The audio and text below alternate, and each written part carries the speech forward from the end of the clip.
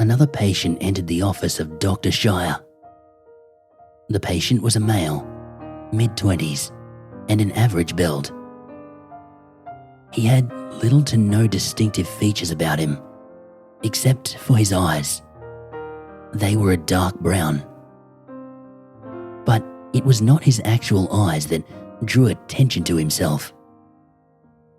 It was the circles of darkness around them, clear symptoms of sleepless nights. Again. Dr. Shire noted this in his notepad when the man took his seat on the leather couch. Eyes looking darker this time, probably restless. Ask about caffeine intake. "Edward, what brings you in today?" the doctor asked. "I thought we made an impact the last time I saw you." Edward began to play with his hands, keeping his eyes down and away from the doctor. "Oh, you know me. Fix one thing and two more things break." Edward laughed in an unconvincing tone. "Finger playing, no eye contact.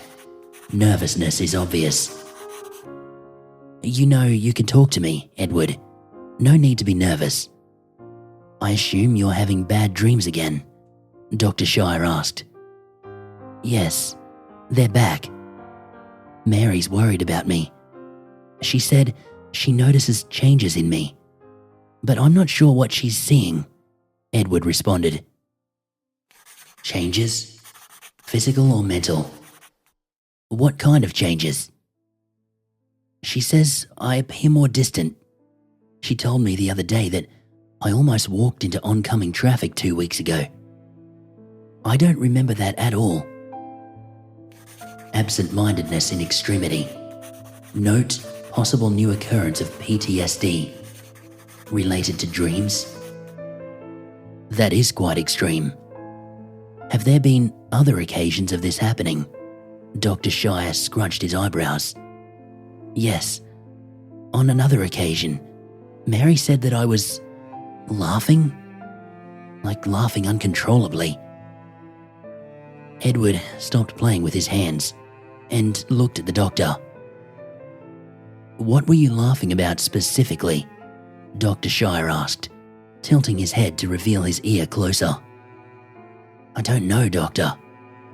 I remember sitting in the living room, watching a documentary on the Holocaust. But there's a gap in my memory when Mary told me about the laughing. She said I couldn't take my eyes off the screen." Gap memory psychotic episodes. Medication change may be needed. "I see. I'm going to recommend a new change in medication. It seems like your depression may be coming back. That should take care of the memory gaps and the absent-mindedness. But these dreams, tell me more about them. Are you taking in any source of caffeine before going to bed? Sugar included? Any sort of stimulant?" Dr. Shire flipped to the next page in his notepad. Edward made a clear shift in his seat, as if Dr. Shire had said something offensive to him. "No, I don't drink any kind of caffeine anymore, and I don't like sugary snacks before bed. Dreams must be trauma-based, not side-effect driven. Ask about dream content." "And what happens in these dreams? Can you remember any?" "I can remember every single one. They get worse, it seems. Each night, it's something new. The same place, same time, but there's something with me. It's looking for me." "Where is it taking place? What's looking for you, Edward?" Edward's eyes began to dart from left to right in the room. "It's a house. An old house. I wake up in an empty room. It's raining outside, thundering. I get up and out of the bed, and I walk over to the door in the room. But I can't open it. house could be a representation of a childhood trauma. Rain could mean gloom or dread. Why can't you open the door? If I do, it will find me. What's looking for you? An old friend. Edward stood up and began to put on his coat. I think I'm fine for today, Doctor. Dr. Shire nodded and wrote down a new prescription for Edward. I understand. I want you to take 2 of these a day from now on. If you had any more dreams like this, I want you to write them down in a journal. Take care, Edward. Edward took the slip of paper and left the office. Dr. Shire stood and went over to his desk to look over his notes. He began to write more into his notepad. Possible occurrence of a depressive manifestation through nightmarish interaction. Odd description as an old friend. What does he mean? Why would something he sees as fearful also be friendly? Could be possible frontal lobe trauma. Manic episodes might be the result of new disorder, or possibly stress-related. A week later, and Edward came again to the office. He looked noticeably different. He seemed much more pale and thinner than a week ago. Dr. Shire took note of this. Significant weight loss, paler composition, nightmares. Ah, Edward, it's good to see you again. What brings you here? Edward remained standing. He pulled out a small journal from under his coat, handing it to the doctor. I did as you asked, but something's wrong. What's wrong? Dr. Shire asked, taking the book. Read it. I can't remember any of this. I can't remember my dreams now. Edward sounded slightly frantic. Dr. Shire opened the journal and began to read the first entry. I can see it outside the window. It turns its head with mine. It mimics me. If I walk, it walks. If I hide, it hides. The arms, they can't move. They cover where a mouth should be. But its eyes can still see. Jesus, its eyes. I don't see an abyss. I see a mirror. January 14th. Dr. Shire began flipping through the entries, stopping at a random one. I can't hear it. I don't think it speaks. It just waits for me. Even when it's not in the window, I can hear it walking around outside the door. There's no rhythm to its footsteps. They may start slow and quiet, but suddenly they'll get faster and louder. Faster than any animal or human. It knocks on the walls sometimes. Clicks. It'll click after the thunder. Each time. January 16th. Edward began to chew on his fingernails. Doctor, there's something else too. What else is there, Edward? Dr. Shire asked in a very curious tone. I've started to hear things when I'm awake. Clicks, footsteps. I hear them in my house. Auditory hallucinations, most likely caused by lack of sleep. I see. I'm going to recommend some pills to help you sleep longer. I suspect you haven't been getting 8 hours of sleep regularly. Take some time off work. I want you to keep another journal over the next 2 weeks. I'm going to keep this one you gave me today so that I can read it over and see how I can help you. Also, pay attention to your diet, Edward. You're looking awfully thin." Dr. Shire wrote another prescription. Edward took the paper and left without another word. Dr. Shire began to read more entries from the journal. He was fascinated. The doctor always took a dark intrigue for nightmares. He spent decades studying them, what they were, how they manifested. In his mind, nightmares were ideas that the rational part of the brain refused to entertain. The brain defends itself from these ideas by making them into metaphorical monsters and creatures that terrify the mind. It's a way to protect the rationality of itself. Dr. Shire had a distinct theory in this realm of the mind.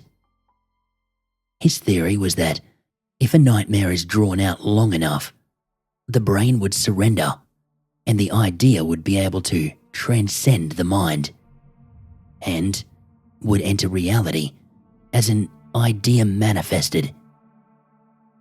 Essentially, Dr. Shire believed that he could give birth to a real-life nightmare. Dr. Shire finished the entries and pondered to himself. He wrote down more notes. Edward seems to be displaying a high level of extreme fear to the creature in his dreams. The creature is described as very pale, very thin and tall. It is, apparently, very agile and quick, according to Edward's ears, about the footsteps. The monster's arms appear to be covering the mouth, possibly representing a past event that Edward sees as unspeakable. The eyes are the most horrifically described, but also the least. Edward believes he sees a mirror of himself in the eyes. A mirror? Dr. Shire had an epiphany. Yes, a mirror. His pale and thin appearance are making more sense now. Edward may be a prime candidate for my nightmare theory. His past trauma and depression would be likely enough to cause such a creature to be born. I'll need to induce more nightmares in him to see his progression continue further. Must remember to note all physical and mental changes alongside timeline. Edward returned 2 weeks later, even thinner and paler than before. He had another journal to give to Dr. Shire. "Ah, Edward, a pleasure to see you. What do you have for me this time?" Dr. Shire opened his notepad and clicked his pen. Edward stiffly walked over to the couch, but he did not sit. "They're getting worse, Doctor. The pills aren't helping. Mary divorced me a week ago." "I'm very sorry to hear about that, Edward. Why did she leave, if I may ask?" "She said that I woke up in the middle of the night. She said I woke up and tried to suffocate her, that I tried to choke the life out of her." Violent manifestations. The creature must be attached to a violent idea. "What stopped you?" "Nothing. Because I wasn't even home at the time. I was staying over at a friend's house that night." "Could it be that you possibly just do not remember this encounter?" "My home is over 60 miles away, Doctor. How could I have been able to run to my own house, try and kill my own wife, and still be back in time for no one to have noticed? I'm not lying, Doctor." "Then who do you believe tried to kill your wife, Edward?" Dr. Shire asked in a curious tone. Edward's eyes widened. "Doctor, am I going insane?" Dr. Shire looked at Edward confused. No, why do you believe that?" "Because I can see your notes about me." Edward looked up and locked eyes with the doctor. Dr. Shire became surprised. "Really? What do you see?" Edward stood up and walked slowly over to the doctor. His arms locked at his sides and his eyes becoming more pronounced with each step. "A violent manifestation. You don't seem to believe me, Doctor. What do you believe was trying to kill my wife? I bet you want me to say it was it, don't you?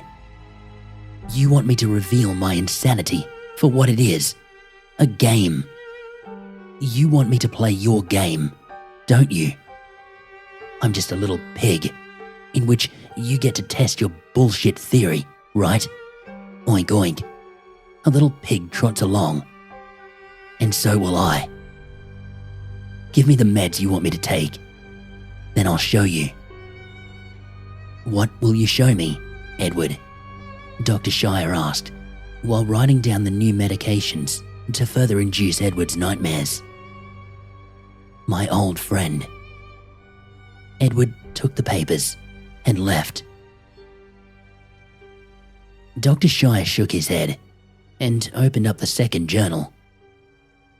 He noticed a dramatic change in Edward's nightmares. "I opened the door. I began to explore different parts of the house. There was very little to no furniture. It was a 2-story house, old and decaying it appeared. I went downstairs to the living room. A TV was on, but only static was showing. The thundering outside had completely stopped. I felt an urge to go to the basement. I walked over and down the steps leading to the basement door. The door remained locked.